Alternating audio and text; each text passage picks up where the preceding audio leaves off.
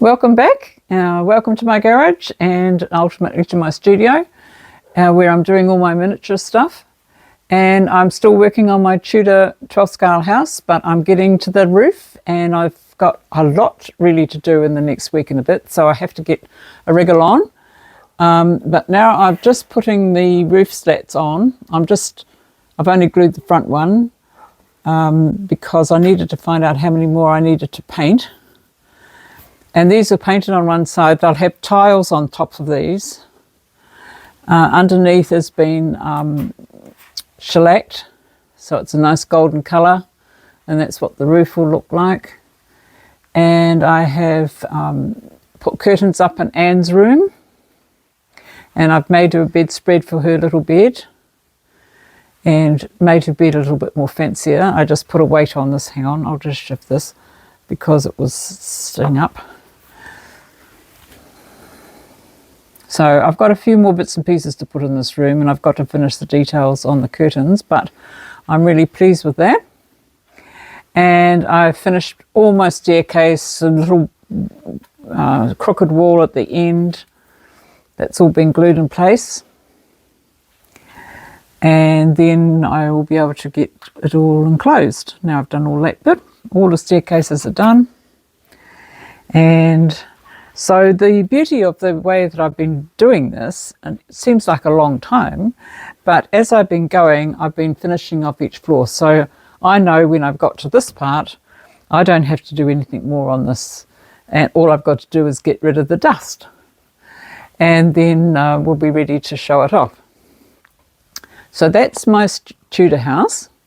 In my studio, I've been working on the kits and getting everything ready for the exhibition, but also I've been finishing my river. So I shall just finish off with a view of my river. So this river, it's become a joint effort with Roger and I. Yesterday we had to go and take our car in to get a tow bar fitted, and they said it would take quite a while. So we went shopping and I dragged him around all the craft shops, and I had this thing in my mind. I needed to have a border for my river that looked a bit like grass. And I wanted a sort of a furry, woolly sort of a braid or something like that. So we went to the biggest retail craft place, and I sent Roger off with instructions in one direction and I went in the other direction. And Roger came back with this yarn, which was on sale.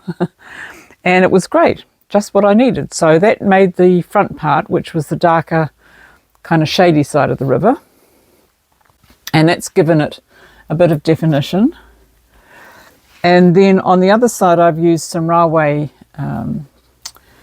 modelling stuff, and then I'll probably paint a little bit more green on here so that our houses will sit over it.